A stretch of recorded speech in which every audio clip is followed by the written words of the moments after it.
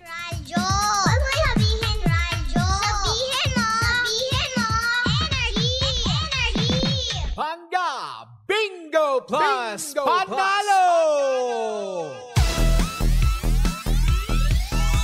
Oy! Naku, eto na oras na naman para tayong mamigay ng kasiyahan at papremyo sa ating mga pangga para sa ating Pangga Bingo Plus Panalo. Hatid yan sa atin ang Bingo Plus, ang bingo sa saya plus sa panalo. Diba? Wala tayong ibang pwedeng gawin kung titigan lamang pakinggang maigi. Ang sasabihin ko sa mga nanonood via our digital platforms, tignan nyong maigi kung saan babagsak ang bola para sa ating Pinoy Drop Bola ngayong araw na ito sa ating lucky card sa programang Baklitas. O, diba? Eto na, atin ang isinuta. Ay, ayaw niyang umalis. Minsan talaga may ganun, may ayaw talagang umalis. Doon na lang siya tatalbog-talbog-talbog. O, diba? Daming alam ni Bakla. Eto na, ang lucky card para sa programang Baklitas ay Jack of Spades. Ulitin ko ang lucky card para sa programang Baklitas ay Jack of Spades. Diba? Wala kayo ba pwedeng gawin kung tandaan lamang yan at pakinggang maigi. Jack of Spades, Jack of Spades, Jack of Spades sa programang Baklitas yan. Dahil mamayang gabi sa programa ni Kuya Chico, magbibigay siya ng hudyata kung saan at kailan kayo pwede nang tumawag pag pinaikot na niya ang roleta. Sakaling matapata sa programang Baklitas, kailangan nyong masabi pag nagsabi na siya ng hudyata kung saan at kailan kayo pwede tumawag. Kailangan nyong masabi ang lucky card ng Baklitas na Jack of Spades. Diba, Rhea Saiton? Diba? Jack of Spades para makuha mo ang 500 pesos sa premyo on air, plus kung siswertein kang mapili online, additional 500 pesos for a total of 1,000 pesos. Ganong kasimple, ganong kadali, ganong kasaya dahil gusto namin happy kayo ngayong Pasko. Diba? Mula yan sa Energy FM at Bingo Plus. Kaya ano pang hinihintay nyo mga pangga? Tutok na buong araw sa programa ng Energy FM dahil buong araw tayo may Pinoy Drop Ball sa ating Pangga Bingo Plus Panalo at hindi yan sa atin ang Bingo Plus, bingo sa saya plus sa panalo. Bye, Bing Bing! Cheers, Miss Baklitas! With Tita Cora and Kapitana Sisa. We are number 106.7 Energy FM. Panggawag mong sabihin radyo, sabihin mo energy. Ako po si Kapitana Sisa sa ngalan ng aking partner na si Tita Cora. Eto na ang Baklitas sa on second hour. Diba? Nakakalok. Kamusta naman kayong lahat? Sa mga nanananghalian, gusto ko munang batiin of course ang lahat ng mga kumakain ngayon sa Sisu Canteen. Diba? Diyan sa may Panaya. Yung mga kumakain ngayon dyan, ang mga miyembro ng kitchen, dyan sa canteen nila, ang sasarap ng food nila, in fairness. Diba? The last time na nandyan ako, nakadalawang rice ako. Nakakalok. In fairness, ang sarap ng mga pagkain dyan. Sa Sisu Canteen, hello po sa inyong lahat dyan. At syempre sa lahat ng mga taga Sisu, hello po sa inyong lahat. Sisu International. Ay, ang bongga na nakakaloka. Magkita-kita tayo sa darating na Biyernes para sa inyong annual Christmas party. Kasama ko dyan si Lindsay. Ganon. Diba? Na nakakaloka. Syempre, makakalimutan ko din babatiin ang mga matitigas na gwardya, mga utility man, at syempre, ang iba pang mga tao na naglalakad-lakad dyan sa Valencia Hills. Lalong-lalo na dyan sa may Tower B. Alvin, ikaw ba naka-duty ngayon? Hindi. Diba? Hello pala kung sino may naka-duty guard ngayon sa amin. Sa lobby ng Tower B at syempre sa main gate, diba, ng Valencia Hills. Hello po! Ang mga bebe kong mga gwardiya dyan. Mga bebe gwardiya! Diba? Anyways, naku mga pangga, eto na ang ating Baklitas. Naku, nakakaloka. Hindi pa man din ay palalabas, pero bakit ganon? Ang aking nararamdaman. Diba? Hindi ka mag-judge sa Saragossa today.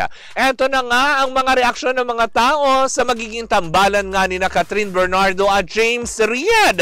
Ayan mag-click daw ba kaya na nakakaloka? Nakakaloka. Kasi nga hindi ba, wala pa man din ngayon, parang feeling ko naman papatok ito dahil syempre sabi nga nila, 'di ba, the more bashers, the more na ingay, the more na makukurious sa mga taong panoorin. Pero eto na nga kasi ngayon, hindi pa man din nagsisimula, ay talagang samut-sari na ang ibang-ibang reaksyon ng mga utauchi kay James Reid. Dahil nga sa recent na ipinalabas sa Station Christmas ID ng ABS-CBN, diba, marami nagtaasan ng kilay na talaga kailangan si James Reid na sa closing nakasama ni Catherine. Yan talaga ang reaksyon ng mga sangkatauhan dahil nga parang hindi yata nabigyan ng parang diba, ito na naman tayo sa reklamuhan. Diba? Pero totoo niya, wala naman sigurong issue sa mga artista. Nasa sa mga nasa sa mga tao kanya-kanyang supporter. Kasi nga naman, may mga supporter si Daniel Padilla na bakit parang hindi daw ba sila pwedeng pagsamahin? Diba? Na total naman, okay naman na sila parehas. Mukha namang happy naman na kanilang mga love life. Dahil si Daniel may Kayla Estrada. Si Catherine may so-called. So-called? Ano ito? Si Gasa Belga. May so-called ganon. Diba? Meron siyang rumored. Diba? Na sinasabi pero wala pang konfirmasyon na meron siyang Mark Alcala. Diba? Mayor Mark Alcala. Hindi ba? Doon sa mga gusto makichika sa atin, ayan ang ating text jock line. 0945-367-8792. I-save nyo na yan kung gusto nyo makibati at makichika at magbigay ng reaksyon. Pero eto na nga, kasi nga maraming nga nagsasabi na talaga kailangan bigyan ng importansya si James Reid. Di ba siya ngayong unang tumalikod sa ABS-CBN? Yan ang mga reaksyon ng mga tao. Diba? During the pandemic time, diba, iniwan nga niya ang ABS-CBN. Nagtayo siya ng sarili niyang agency. Tapos may kinuha pa siyang isa pang artista din ng ABS-CBN. Yan ang galit na galit ang mga reaksyon. Hindi ako ng mga tao. Diba? Tapos ngayon babalik-balik-balik ka. Oo, diba? Kasi naloko ka ng partner mo. Ganun ba yon? Ang sabi ng mga tao na nakakaloka. Kasi nga naman, diba, nung kanyang pagre-return of the comeback, diba, parang, diba, sinabi naman niya na naloko nga siya ng partner niya, kaya kailangan niya ulit magtrabaho.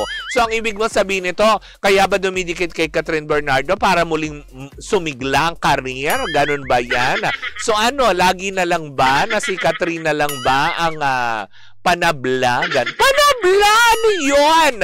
Nakakaloka, diba? So diba laging ididikit na lang kay Catherine kung kailan may mga magre-return of the comeback. O di naman kaya yung mga lumalamlam ang karera, ididikit kay Catherine, ganon. So ginawa nyo sacrificial lamb, yung talagang, alam mo yun, na superstar ng taon, at siya parang din ang may hawak ng record na box office queen na nagtala ng 1 billion pesos.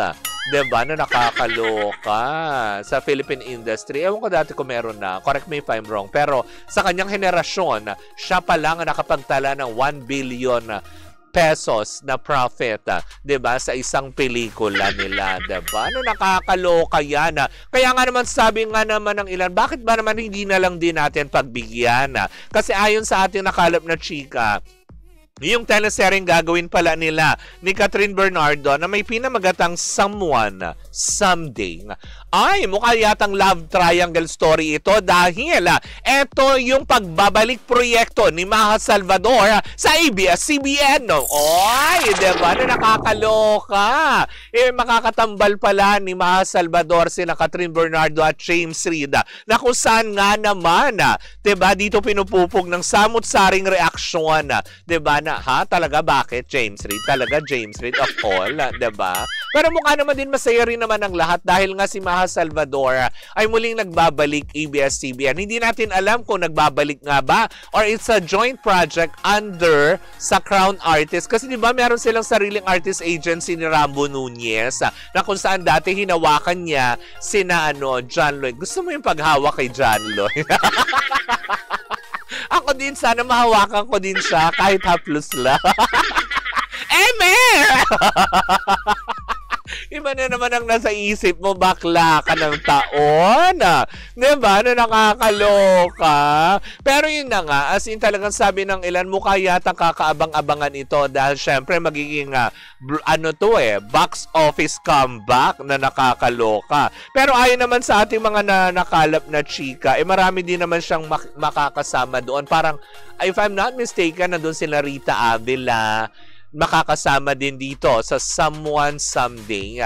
Tapos sina Makoy De Leon, 'di ba? Nandito din. Marami pang ibang mga artista na makakasama, pero ang sure doon is it's a lead star project, 'di ba? Ni Catherine Bernardo, James Reid at Maha Salvador. Naku, nakakaloka. Sa bagay matagal-tagal na rin natin, 'di ba? Hindi na sisilayan ang pag-arte ni Catherine Bernardo, ni Maha Salvador, dahil talaga may talagang pag gumawa naman talaga sila ng project, talagang patok, 'di ba? Pero kasama diyan sila Maha Salvador. Dimples Romana, yes, correct, 'di ba? Russell Vargas, thank you so much. Sabi naman ni Jeff Oliveros, tagal na din kasi walang teleserye si Catherine simula nung nag-break up ang Katniel. Oo nga, 'di ba? Baka ito din, isa din. Actually, nung nag-break naman sila, 'di ba, may pelikula.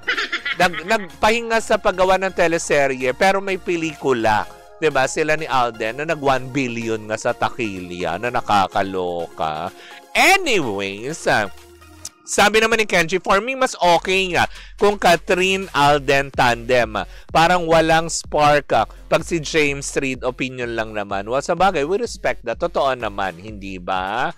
Well, diba, kanya-kanya lang din naman yan. Tingnan naman natin. Bigyan natin ng pagkakataon kung mabibigyan ng justice ba. Or talagang kailangan lang talagang, alam mo yun, ang puwersa ni Catherine Bernardo at ng Maha Salvador at ng ilang mga artista para muling masumigla ang medyo, nagpahingang karir ni James Reid. Kasi nga, syempre, diba, alam naman natin na, yun nga, aware naman tayong lahat na nagtayo siya ng sarili niyang kumbaga agency na kung saan sa abroad sila, 'di ba? Tapos kaya hindi mo rin naman masisisi ibang mga fanay, 'di ba? Lalo yung mga iba nagbabalikan sa ABS-CBN. Hindi mo rin naman masisisi kasi 'di ba? Hanggang ngayon nakasuporta pa din sa mga taong sa Kapamilya Network. Kahit pa sabihin wala silang franchise, but still solido sila nakasuporta. Kaya nalalaman nila yung mga taong iniiwan ng ABS-CBN sa ere. Tapos all of a sudden kapag alam mo yun, hindi na sila happy dun sa mga pinuntahan nila, babalik din sila, 'di ba? Siyempre, anong may expect mo dun sa mga supporters ng Kapamilya Network na hindi nang iwan sa kanila up to this moment, 'di ba? Siyempre, sana intindihin din niya ng ilan. Pero gaya ng sinabi ko nga, 'di ba? Intindihin din naman natin dahil bilang artista, kailangan din nila ng trabaho. Kaya that's the reason why na siguro nakiusap, na bumalik, 'di ba? Na pagbigyan, 'di ba? Kasi negosyo naman ito after all, 'di ba?